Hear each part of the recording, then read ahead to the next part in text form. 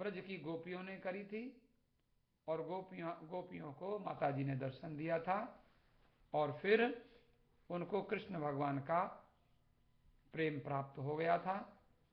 कात्यायनी माता का जो स्वरूप है वो बहुत चमकीला है, भास्वर है।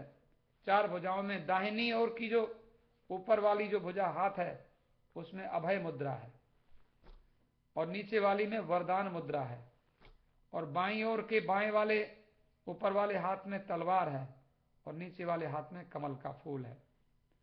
इस तरह से अभय मुद्रा, वर मुद्रा, तलवार और कमल का फूल, 4 भुजाओं में ये 4 चीज धारण करती हैं। और ऐसा कहा गया है आज की देवी के बारे में कि ये 4 चीजें देती हैं, धर्म देती हैं, अर्थ देती हैं, काम देती हैं, मोक्ष देती हैं। धर्म देती है माने हमको भजन करना नहीं आता तो भजन करना सिखा देती हैं। देखो भजन करने में आपका, हम कहते हैं भजन के लिए चंदन लेके आओ तो फूल लेके आओ, धूप लेके आओ, दीप लेके आओ, नैवेद्य लेके आओ, आप सब तो ले आओ लेकिन मन ना लेके आओ तो क्या है? सबसे पहले मन लेके आओ। अगर मन नहीं है तो सारी पूजा में चाहे कितना ही पैसा खर्च कर लो, माता जी को सबसे पहले आपका मन चाहिए। मन से पूजा करना है और मन कितना % आपका पूजा में है माता जी ये नोट करती हैं। इधर पूजा में कहीं कहीं उधर चला जाता है घूमने कहीं और, तो माता जी उनको पता चल जाता है कहां कहां मन, कितनी बार आप मंदिर में, राम मंदिर में बैठे रहे और कितनी बार आपका मन कहां कहां गया, उनको पता है। उनसे छिपा नहीं सकते क्योंकि उनको मालूम है मन को जाने की शक्ति भी वही दे रही हैं। लेकिन माता जी सब समझती हैं, फिर भी तो अलौकिक तेज है उनका। और ये जो मैंने आपको निवेदन किया, ये मंत्र, या देवी सर्वभूतेषु शक्ति रूपेण संस्थिता नमस्तस्यै नमस्तस्यै। अच्छा, जो इनको सच्चे मन से याद करता है तो कात्यायनी देवी इनके रोग और शोक संताप सब मिटा देती हैं, जन्म जन्मांतर के पाप नष्ट कर देती हैं। इनके लिए एक मंत्र खास है। कात्यायनी देवी के मैंने 3 मंत्र पढ़े। 3 मंत्र में एक मंत्र तो वही, या देवी सर्वभूतेषु शक्ति रूपेण संस्थिता नमस्तस्यै नमस्तस्यै नमस्तस्यै। एक तो ये हो गया। एक दूसरा मंत्र कात्यायनी महामाये महायोगिन यधीश्वरी नंद गोप सुतम देवी पतिम मे कुरुते नमः, एक वो हो गया। जिन्होंने गोपियों ने जिनको कृष्ण को पति के रूप में पाया और गोपियों ने पति के रूप में पाया, तो हम लोग भी चाहे कोई महात्मा हो चाहे कोई भी हो जगत पति को पा सकते हैं। उन्होंने पति पाया तो हम जगत पति को पा सकते हैं। ये जरूरी नहीं कि कन्याओं के लिए ही है, कन्याओं के लिए तो खास है क्योंकि कन्याओं का बिचारियों का विवाह जल्दी समय से हो जाए तो कितनी अच्छी बात है, तो कन्याओं के लिए तो विशेष है। लेकिन ये बड़े बड़े महात्मा करते हैं। बोले महात्मा अब ब्याह होता है, एक महात्मा कहते हैं कैसे होगा ब्याह लगी जब लगन नहीं।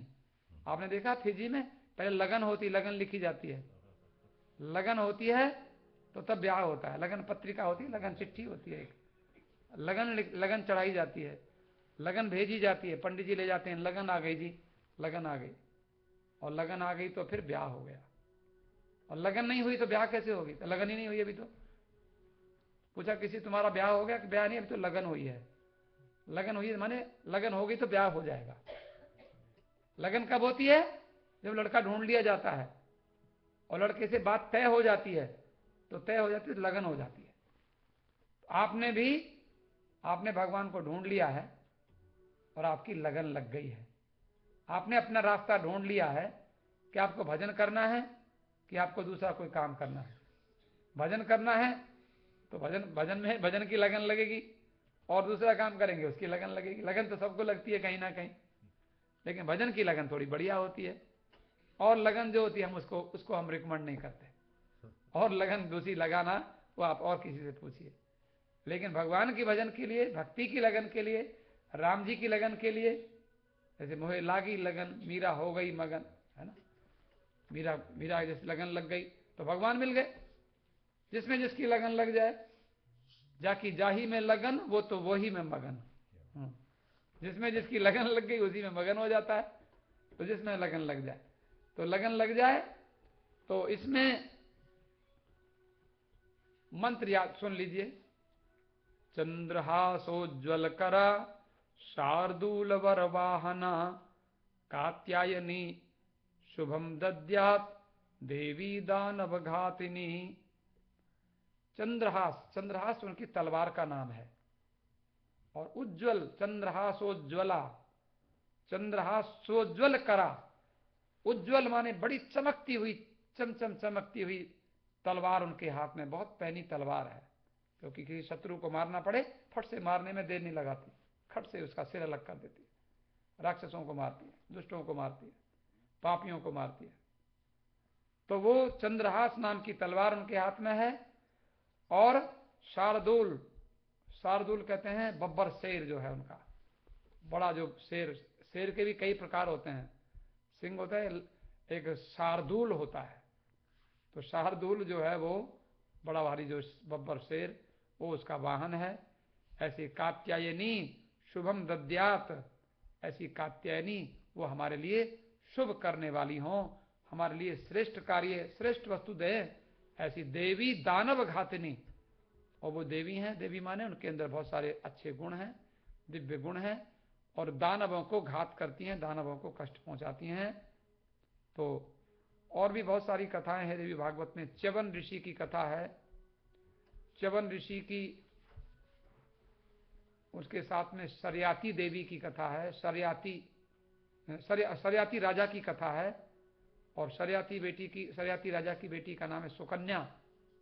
सुकन्या ने नवरात्रि का व्रत किया था, क्योंकि उसकी शादी बूढ़े के साथ हो गई थी, देखो, और वो बूढ़ा भी माता जी की कृपा से जवान हो गया था, ये कथा है।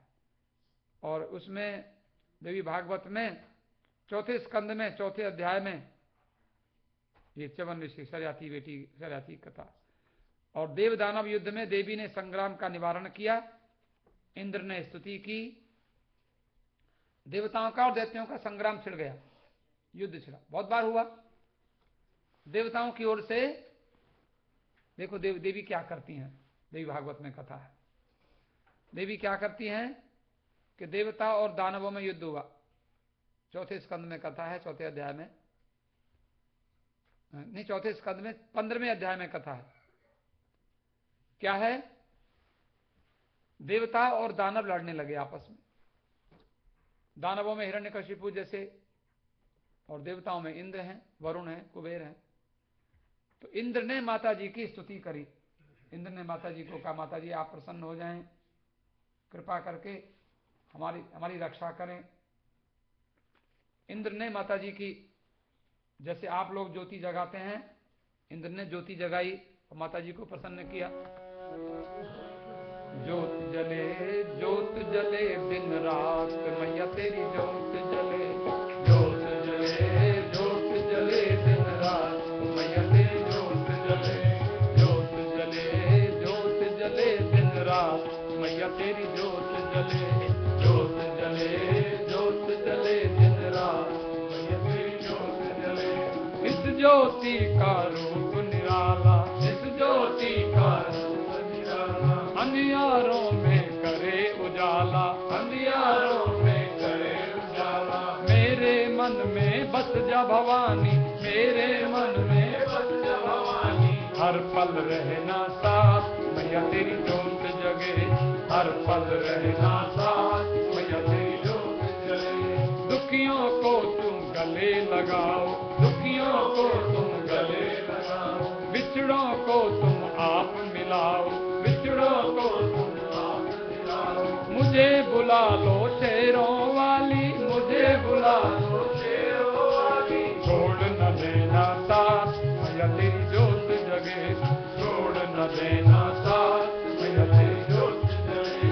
द्वार तुम्हारे जो भी आवे, द्वार तुम्हारे जो भी आवे, बिन मांगे सब कुछ पा जाए, बिन मांगे सब कुछ पा जाए। मेरी झोली भर दो भवानी, मेरी झोली भर दो भवानी, कभी न करना निराश, मैया तेरी ज्योत जगे, कभी न करना निराश, मैया तेरी ज्योत जगे, ज्योत जगे दिन रात, मैया तेरी ज्योत जगे, ज्योत जगे दिन रात, मैया देखो देवी भागवत में कथा है कि राक्षसों का और देवताओं का युद्ध हुआ, लेकिन युद्ध अच्छा थोड़ी होता है।